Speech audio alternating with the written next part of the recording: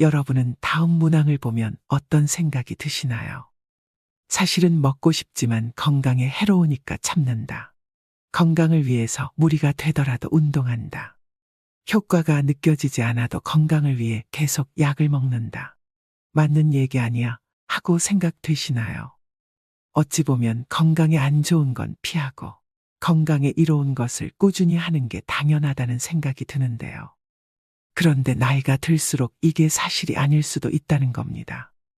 우리의 일반 상식과는 정말 많은 부분이 다른 이 얘기를 오늘 해보겠습니다. 젊은 시절은 변함이 없는데 노후만 길어졌습니다. 물론 100세 시대라고 해서 누구나 100세까지 살지는 않습니다. 현재 우리나라의 노인 평균 수명은 80세 초반에서 중반을 웃돌고 있는데 문제는 80세가 넘어가면서부터 급격한 변화가 몰려온다는 것입니다. 80세부터는 잦은 컨디션 난조에 팔에 힘이 빠져 물건조차 들지 못하며 심지어 리모컨조차 어디에 두었는지 기억나지 않습니다. 그리고 배우자나 가까운 사람의 죽음으로 하루아침에 고독과 절망에 사로잡히는 등 순식간에 생로병사의 거대한 벽이 거친 파도처럼 덮쳐올 것입니다. 그래서 뒤늦게 후회를 해보지만 80세부터의 우리 몸은 관리를 해도 좀처럼 회복이 되지 않습니다. 그래서 60대, 늦어도 70대부터 관리를 못하면 노년의 생활은 말 그대로 지옥이 될 수도 있습니다. 그렇다면 우리는 다가오는 60세 이후의 삶을 위해 무엇을 해야 할까요? 오늘은 적당히 잊어버려도 좋은 나이입니다라는 책을 바탕으로 노년의 질을 결정짓는 핵심 요인들을 알려드리려고 합니다. 노년의 질을 결정짓는 핵심적인 요인 첫 번째. 다른 사람과의 비교는 불행으로 가는 고속도로다. 퇴직이 얼마 남지 않은 50대에 남과 비교하는 것은 전혀 도움이 안 된다. 동창생 누구는 어디에 20억짜리 집이 있는데 난 뭐하고 살았나. 죽을 때까지 넉넉한 연금이 나오는 공무원을 했어야 하는데 쥐꼬리만한 연금으로 난 어떻게 사나. 이런 식의 후회를 하다 보면 자신이 무능하게 느껴지고 사회 시스템이 불만스럽게 여겨진다. 더 나쁜 것은 이제라도 만회해보겠다며 무리하게 투자하거나 사업을 벌이는 것이다. 아무리 수명이 연장됐다 해도 50대는 인생이 꺾이는 나이다. 계절로 치면 씨 뿌리고 키우는 때가 아니라 걷어들이는 시기다. 물론 50대에도 새로운 일에 도전하고 모험도 할 수 있다. 하지만 실패할 경우 만회할 시간이 충분치 않을 수 있다는 점, 체력이 떨어지고 있다는 점을 감안해야 한다. 돈이든 체력이든 가정이든 지킬 수 있는 범위 내에서 도전과 모험의 범위를 국한시키는 것이 현명하고 남과 비교하지 않고 자신의 현재 모습에 감사하는 것이 지혜롭다. 노년의 질을 결정짓는 핵심적인 요인 두 번째. 빈털터리로 죽기로 결심한다. 퇴직을 하고 소득이 없어지면 자산이나 예금 잔고를 털어 생활비에 보태야 한다. 집을 맡기고 주택연금을 받았어야 할 수도 있다. 문제는 자산이 줄면 불안해지고 자식에게 집이라도 남겨야지 하는 미련 때문에 주택연금에 가입하기도 꺼려진다는 점이다. 재산을 모두 써버리고 빈털터리로 죽기로 마음먹는다면 우리는 살아있는 내내 적절한 부를 누릴 수 있다. 또 곶감은 빼먹는 것이라며 재산을 남길 생각하지 말고 다 써버릴 생각을 해야 한다. 몇 살까지 살지 모르는데 죽기 전에 재산을 다 써버리면 어떻게 하느냐고 반문할 수도 있다. 하지만 재산을 탕진하라는 것이 아니다. 돈을 남길 욕심을 거두고 검소하게 생활한다면 대부분의 경우 죽을 때까지 먹고 살 수는 있다는 얘기다. 노년의 질을 결정짓는 핵심적인 요인 세 번째. 친구는 없어도 괜찮다. 어떤 사람은 혼자 있는 시간을 견디지 못하고 늘 다른 사람과 연결되어 있기를 원합니다. 하지만 허울뿐인 관계의 마음은 여전히 공허하고 집단 안에 있을수록 오히려 고독을 느끼죠. 그리고 그 고독을 메우기 위해 타인을 더욱 더 갈망하게 됩니다. 하지만 한번 혼자여도 괜찮다고 각오를 다지고 나면 이런 악순환의 고리를 끊을 수 있습니다. 홀로 있는 시간 동안 자기 자신을 찬찬히 되돌아보면 가치관 또한 또렷해집니다. 지금 이대로도 충분하다는 만족감이 생기고 자존감도 높아지죠. 나아가 다른 사람에게 물들지 않는 자신만의 사고 방식이 생기고 남과 다른 특별한 삶이 열리기도 합니다. 남편을 먼저 떠나보내고 혼자 남은 스카코 씨는 고립되어 있지 않았습니다. 단골 레스토랑의 셰프, 헬스클럽의 트레이너, 일을 함께하는 동료 등 다양한 사람과 관계를 이어가고 있었습니다. 마음속을 속속들이 내보일 만큼 깊은 인간관계가 아니라 적당한 거리감을 유지하는 느슨한 관계. 그런 관계가 사람을 더욱 성숙하게 하고 노년의 삶을 살아가는 데 있어 중요한 안전망이 되어줍니다. 나이가 들수록 오늘 갈 곳과 오늘 할 일이 무엇보다 중요합니다. 반려견과 산책하며 학교 가는 아이들을 지켜보는 등 사회와의 접점을 놓지 않으면 그것으로 충분합니다. 노년의 질을 결정짓는 핵심적인 요인 네 번째. 살을 빼야 한다는 고정관념을 버린다. 60세는 건강한 몸을 만드는 여정의 중대한 관문입니다. 중년기에는 대사증후군을 예방하는 것이 건강관리의 중요 과제였죠. 대사증후군이 찾아오면 동맥경화, 뇌졸중, 심근경색, 당뇨병, 치매 등 온갖 무서운 질병들이 도미노처럼 우르르 몰려옵니다. 따라서 중년층은 대사증후군에 걸리지 않도록 몸에 지방이 너무 많이 쌓이지 않게 관리하는 것이 중요합니다. 그런데 60세가 넘어가면 노화로 근육량이 하루하루 줄어듭니다. 입이 짧아지는 경우도 있는데 그런 사람은 전체적으로 영양이 부족해지기도 하고 살이 빠져서 좋다고 태평하게 생각하다가는 70에서 80대의 근감소증에 걸리거나 전신의 기능이 저하되어 거동이 불편해지는 노쇠의 상태에 빠지기도 합니다. 이대로 가면 꼼짝없이 다른 사람의 돌봄이 필요한 상태로 이어지겠죠. 90대가 되어서도 직접 걸어서 가고 싶은 곳에 가고 맛있는 음식을 맛보려면 60세가 되었을 때 생각을 바꾸어야 합니다. 대사증후군에 대비해 살을 빼서 건강해져야겠다는 생각은 일단 잊어버리고 근육을 늘려 노쇠를 예방하겠다는 자세로 방향을 전환해야 하죠. 근육이 지나치게 감소한 상태인지 집에서 간단히 알아볼 수 있는 방법이 있습니다. 바로 핑거링 테스트입니다.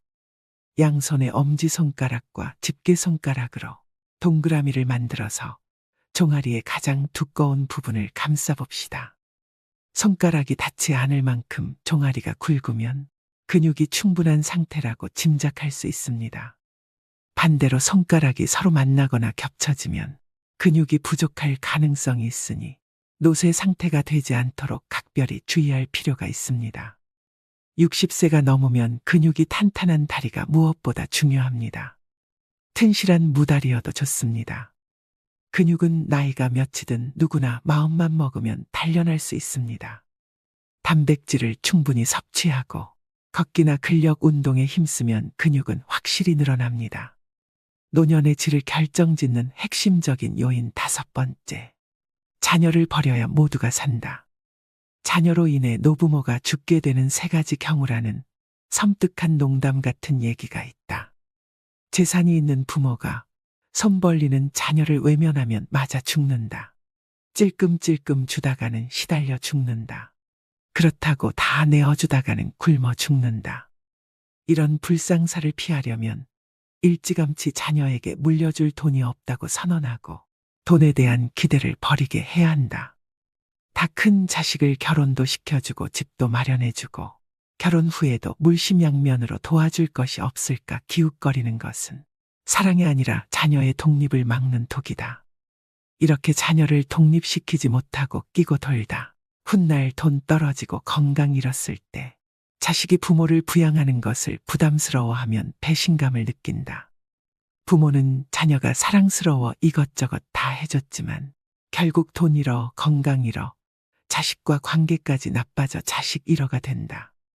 이를 피하려면 자녀에게 대학 졸업할 때까지만 또는 결혼할 때까지만 부양해주겠다고 부양 시한을 정하라.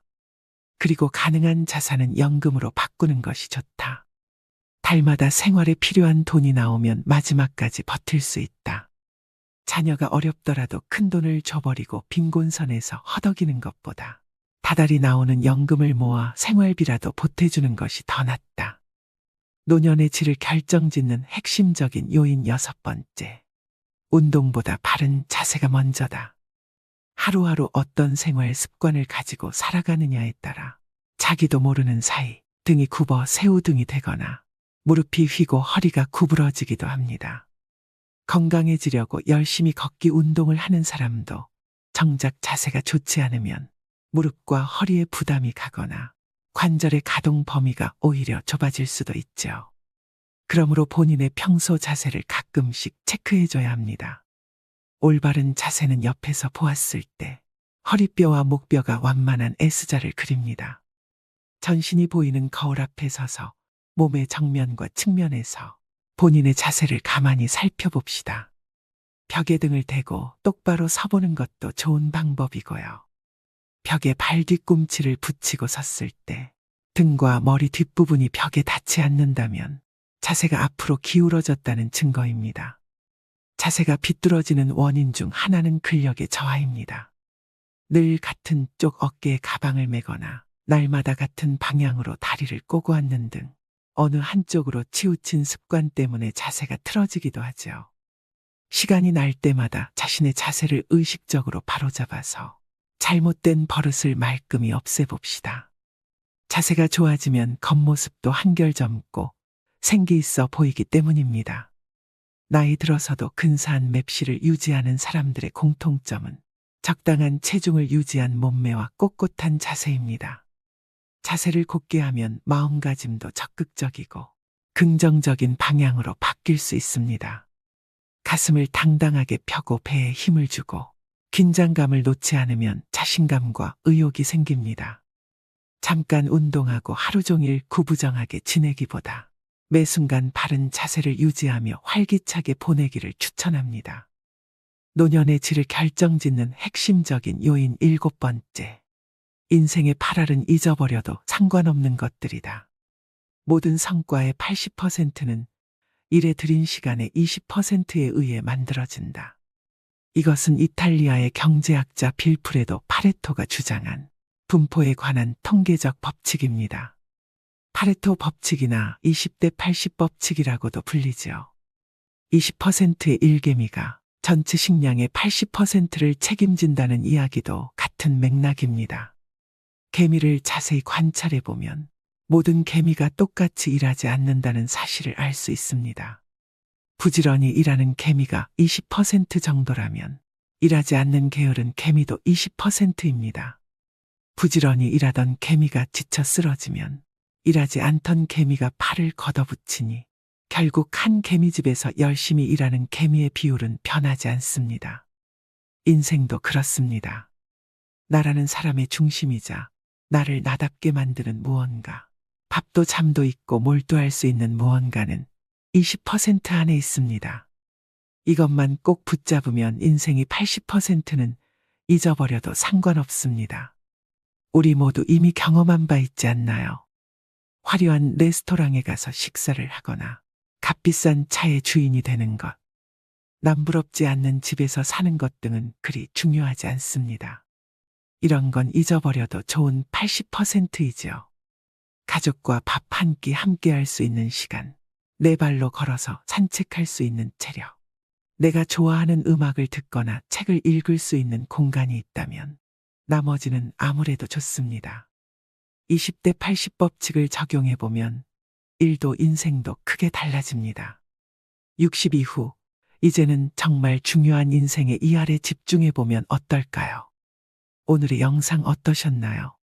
노년은 쇠퇴하는 시기라는 인식이 팽배하지만 사실 인생 후반은 자녀를 독립시키고 사회생활에서도 일선에서 물러나 홀가분해지는 시기입니다.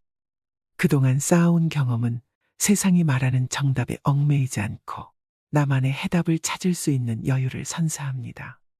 비로소 온전히 자유로워질 수 있는 시간을 맞이하는 것입니다. 이 시간을 충만하게 누리는 비결은 스스로를 웃어넘기는 데 있습니다. 긴장을 내려놓고 작은 실수 정도는 웃어넘기는 용기가 필요합니다. 그런 나를 보며 다른 사람이 함께 웃을 수 있다면 더욱 좋습니다. 또한 타인도 용서하고 나 자신도 용서하는 아량이 필요합니다. 누군가로 인해 기분 상하는 일이 생기면 그 사람을 용서해주고 내가 잘못했을 때도 스스로 한 번 더 용서해주는 너그러움을 길러야 합니다. 한편 행복이 무엇인지, 어떻게 하면 행복해지는지 지나치게 고민하지 않는 것도 중요합니다. 어렵게 생각하면 일상 속의 작은 행복들을 놓치기 때문입니다. 몸을 움직이면 자연히 심장 박동수가 높아지고 체온이 올라가며 행복 호르몬이라 불리는 세로토닌과 도파민, 성장 호르몬이 분비됩니다. 인터벌 걷기, 근력 운동 등 간단한 운동으로 행복을 쌓아가야 합니다. 만족스러운 노년을 준비하는 방법은 이처럼 단순하고 쉽습니다. 여유로운 태도로 삶의 군사를 과감히 덜어내고 허벅지 근육과 있는 힘 기르기에 집중한다면 누구나 행복한 노년을 맞이할 수 있을 것입니다. 사회적 평가에서도 자유로워져야 합니다. 성적, 출신 대학, 회사, 연봉 등으로 평가받던 시기는 이미 지나갔습니다. 최선을 다해 살아왔다면 그것으로 충분합니다. 외부의 평가나 수많은 고정관념들에 사로잡혀 있으면 본인만 괴로울 뿐입니다. 또한 더 이상 남자다울 필요도 여자다울 필요도 없습니다. 이제는 남녀를 뛰어넘어 본연의 내가 되는 시기입니다. 좋은 사람이 되려고 애쓸 필요도 없습니다. 남에게 좋은 사람이라는 말을 들으려는 노력을 그만두고 스스로에게 솔직하고 충실한 시간을 보내는 데 열중해야 합니다. 100세 시대, 인생의 절반을 넘긴 사람이라면 누구나 그동안 삶의 현장에서 고군분투해온 탓에 몸도 마음도 지쳐 있을 것입니다. 이제 살아가는 방식을 바꿔야 합니다. 세상의 기준, 타인의 평가, 불필요한 의무감과 인간관계는 모두 홀가분하게 잊어버리셔야 됩니다. 자신에게 정말 소중하고 본질적인 것에만 집중하는 지혜로 앞으로의 시간을 채워나가세요. 단단한 허벅지 근육, 그리고 중요하지 않은 것들을 가뿐히 있는 힘이 있다면 다가오는 인생 후반전은 온전히 자유로워질 수 있는 축복의 시간입니다. 마지막으로 좋은 글 읽어드리며 오늘의 영상 마무리하겠습니다. 인생을 행복하게 하는 10가지. 첫 번째, 상쾌한 기분으로 깨어나라. 아이러니하게도 깨어있을 때 행복하려면 잠자리에서 충분한 시간을 보내야 한다는 것을 명심해야 한다. 반드시 충분한 수면을 취하라. 두 번째, 사랑을 찾아라. 당신을 사랑하는 누군가를 곁에 두면 행복감을 되찾을 수 있다. 세 번째, 건강을 유지하라. 인체, 특히 두뇌는 신체적으로 건강할 때 제 기능을 가장 잘 발휘한다. 그저 왕성하게 활동하고 가장 마음에 드는 방법으로 운동하라. 네 번째, 목표를 가져라. 가장 기본적인 목표라도 일단 세우고 나면 그것을 달성하는 데 전념할 수 있을 것이다. 여러 작은 목표를 세우고 각각의 목표 달성에 힘쓰라. 다섯 번째, 보금자리를 꾸며라. 둥지는 안전하고 따뜻하고 보호를 받는다고 느낄 수 있는 곳이다. 집, 침실, 심지어 화장실이라도 긴장을 풀 수 있는 장소를 마련하라. 여섯 번째, 자신의 페이스를 지켜라. 때때로 지나치게 많은 일을 떠맡기 쉽다. 게으름을 옹호하는 것은 아니지만 너무 많은 부담을 지는 일은 가급적 피해야 한다. 일곱 번째, 대접할 계획을 세워라. 어떤 특정한 일을 달성할 때마다 보상으로 자신에게 한턱 내라. 스스로 자신에게 대접하는 법을 익혀서 당장 시작하도록 하라. 여덟 번째, 선물을 주어라. 다른 사람들을 행복하게 하는 것은 자신이 행복해지는 가장 좋은 방법 중 하나이다. 아낌없이 주는 친구가 되면 이자까지 돌아오게 된다. 아홉 번째, 관대해져라. 다른 사람들의 걱정거리에 동정을 표하되 그들을 극진히 사랑하는 것이 아니라면 그들의 슬픔에 물들지 않도록 노력하라. 열 번째, 놀아라. 우리는 아이이기를 멈추는 순간 노는 것을 잊어버린다. 특히 배우자와의 놀이는 어떤 골칫거리도 있게 하고 웃게 만들어준다. 세상의 참된 주인공은 당신입니다. 세상이 아무리 험악할지라도 진정 사랑을 거부하는 사람은 없습니다. 누구든 정말 자신을 사랑하는 사람이 있다는 것을 알면 그는 희망을 갖게 됩니다. 그리고 자신을 둘러싼 문제가 무엇이든 간에 이겨낼 힘을 얻습니다. 세상 모든 사람에게 필요한 것은 사랑입니다. 어려움을 만난 사람에게는 더욱 더 사랑이 필요하지요. 사람마다 자기가 좋아하는 유형이 있습니다. 키가 큰 사람, 말을 재미있게 하는 사람, 잘생긴 사람, 귀여운 사람, 터프한 사람, 돈 잘 쓰는 사람, 날씬한 사람, 통통한 사람 등 다양합니다. 그런데 이 다양한 사람들의 다양한 취향에도 불구하고 모든 사람들이 공통적으로 희망하는 유형이 있습니다. 마음이 넓은 사람과 사랑할 줄 아는 사람입니다. 대부분의 사람들은 좁고 작은 마음을 가지고 있습니다.